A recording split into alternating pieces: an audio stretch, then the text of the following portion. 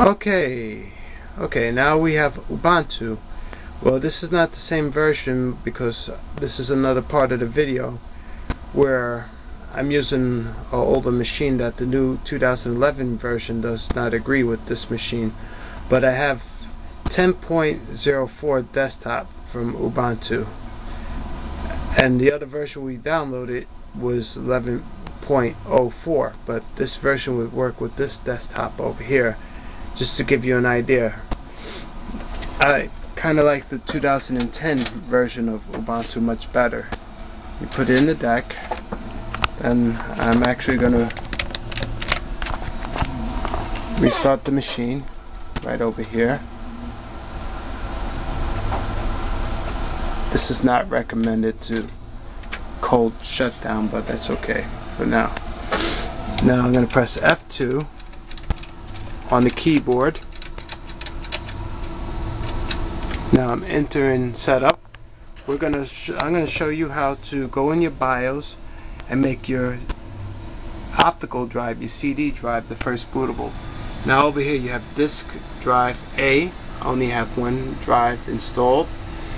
This is your BIOS. Look, you have your system time and everything, yada yada. System date actually is July 3rd, 2011 on my BIOS.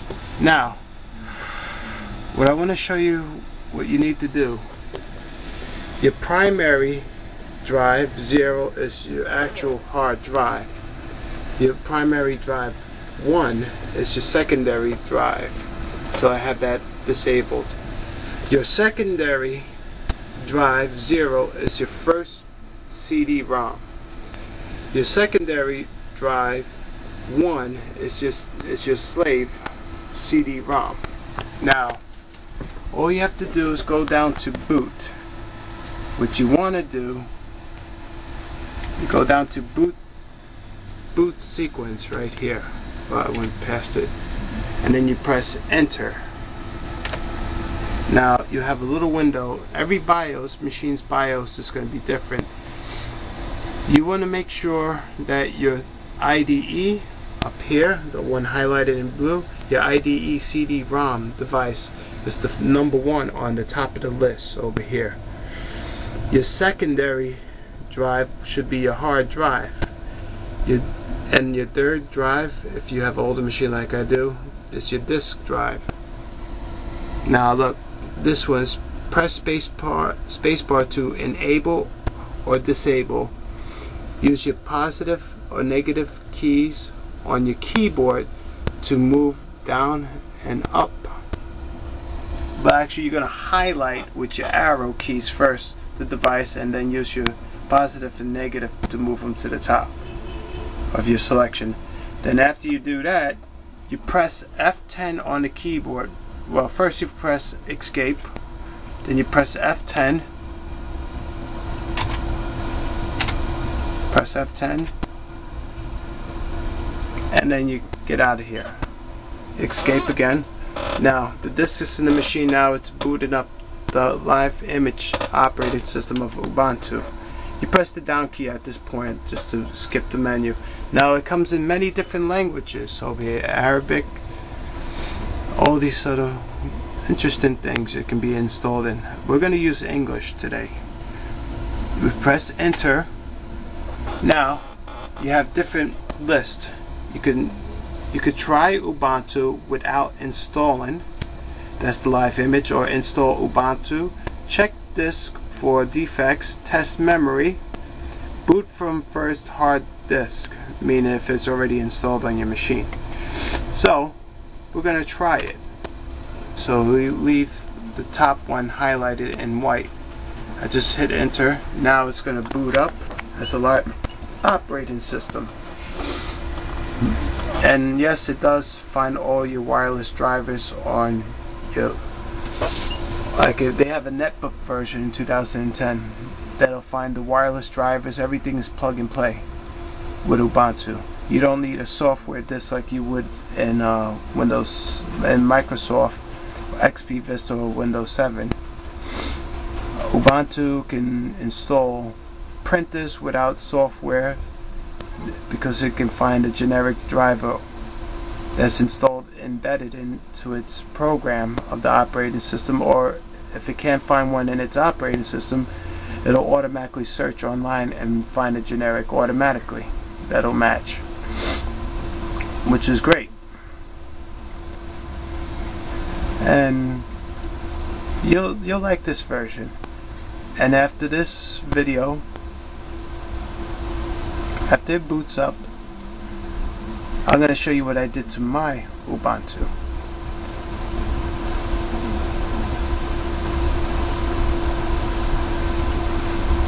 Okay, here it goes. It's about to boot up now.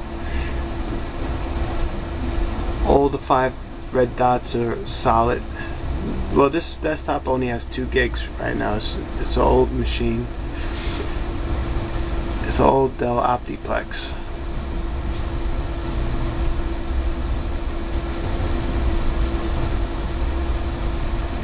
Any day now.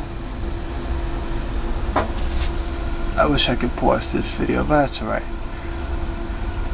It's just wasting time. And the beauty of this operating system is you can run it in your CD. There's the music coming on. You can run this in your optical drive, surf the net, and go to sites you're not supposed to be on, and you won't have to worry about catching a virus when it's on a live CD. You can even run it without the hard drive in the machine too. And the thing is, unfortunately you can't download onto the CD, and how are you going to catch a virus onto a live CD? So you can use a flash drive to reroute your files and stuff like that. Now here's some features over here. You have applications right here, and you have accessories. These are many of the interesting things that it has. We already found the internet through the Ethernet. I'm just going to hit the Mozilla Firefox right here just to give you an example. Actually, yeah, it's hard to be a freaking cameraman and do this at the same time, but okay. I'm opening up a web page on the live operating system CD. Here you go. Ubuntu and Google. And if you're not satisfied with this browser, you just type in Google instead. Google. Then you press search, and then you hit Google up here, the top one right here, and you have regular Google. And you can actually go to YouTube. Y-O-U. YouTube was one of my favorite sites. People take YouTube for granted and watch dumb music videos, but it's such an educational tool. It can help you in a lot of things. And there you go, YouTube. You can search up here. And here's a software called Compiz, C-O-M-P-I-Z, that can be used in Ubuntu to make a rotating cube. Then you press search, and there's many videos up here that shows you topics about Compiz Fusion, quick demonstration, speed Ubuntu, Compiz Fusion. But that concludes for now. I'm going to show you my version of my desktop.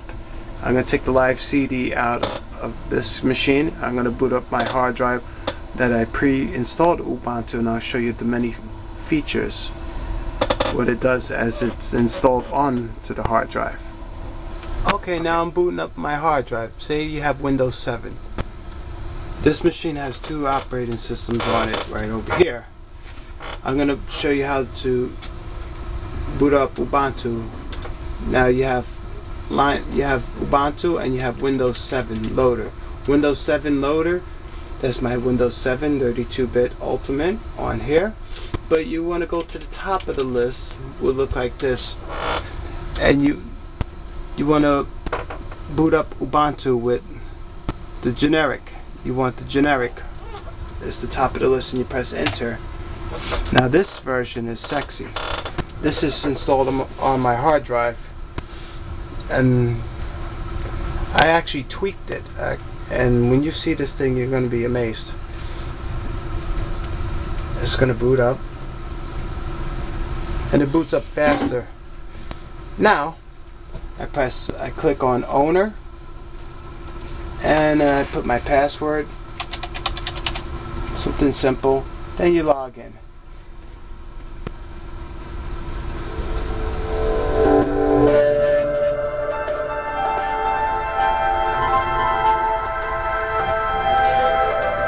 Now, if you're wondering what you're seeing right here, actually I tweaked this in such a way it has an Indian theme. It has Mother Durga in the background, a Hindi goddess, and also it has the picture. I made it translucent, and it has the Mozilla Firefox Nebula photo in the background, so you can see the stars in the background.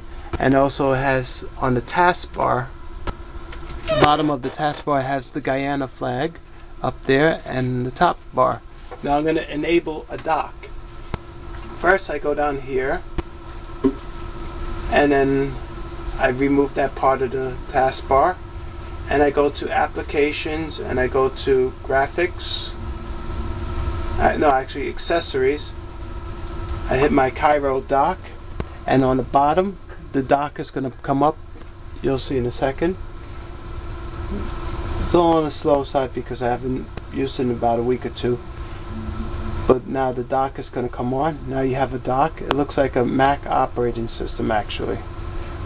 Now you have different things. If I was to go over here, you have a dock over here, and you climb up here, and you can select the other things within the dock. You can go to pictures, music. I'll show you pictures and videos and downloads and yada yada. I'll go to pictures just to give you, a quick example. Now here's these are Indian god pictures and stuff like that, and then you just X out over here. Oh, let me go back in there. I want to show you, I forgot to show you a feature. I'll go back into my pictures again, and believe it or not, if you have a very good video card, at least a 1 gig video card, like an NVIDIA or something like that, you can put the effects to its highest point, and you have wobbly windows and stuff like that. You can make the windows wobble. You could roam around and stuff like that. Well, this is a desktop version of it. Actually, I did this custom for my wife. Well, and you can just drag a page on the other side of the cube, and then you can just rotate the cube like that. Here you go. And if you hold Control Alt and then left key, the arrow key is actually pointing left, you can make the cube rotate. Notice at the top of the sphere you have a Guyana flag, and at the bottom of the sphere you have a Guyana flag. And you have the nebulas in the background, the Mozilla Firefox with the stars, with Mother Durga spinning. Now, while holding Control and Alt, I can, and press the down key on the arrow key, you can select what part of the cube this way you want to go onto, and then when you release, it goes to that part of the cube, and then you notice, you see the reflection of the web page on the opposite side of the cube. You could actually open up a web browser. You could go to Facebook. Actually, I'm just going to show you. Actually, I customized the colors on this. I'm going to do further tweaks in the future, but I'm just going to give you an idea that. All right, for instance, Facebook, FACE. Then you go over here. Say you could be on Facebook on one side of the cube right here. Then you rotate to the other side, open up another Google Chrome, and actually go to YouTube. You can multitask actually. While YouTube, then you go to YouTube. And if you want to find me in a search on YouTube, you type in WHITEDEMON 35666. I'm already up there on the search. Then you press search and you'll see my page with me playing all kinds of musical instruments. It even has a video how to install Windows 7 64-bit USB stick edition. Yes, you could put Windows 7 Ultimate on a 32 gig flash drive and take the hard drive out of your computer, make the USB ports, this time the first bootable, and run the flash drive with Windows 7 Ultimate with no hard drive on your machine. And this is other things. I'll just show you that it does work great. And you have full screen. Now I just put it full screen mode. That's one of my machines. Then you press escape like you normally do.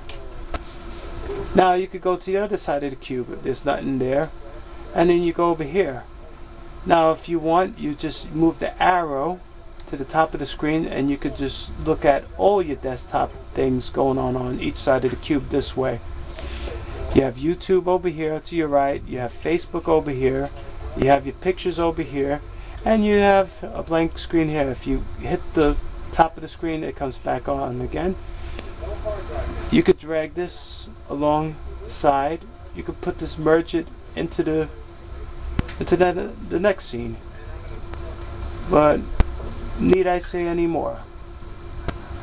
I'm just going to X out of everything right now, and X out of my YouTube page, X out of my Facebook. You could be talking to somebody on Facebook and watching a video on Facebook, and if you download VLC player, you can actually download videos from YouTube with the network stream.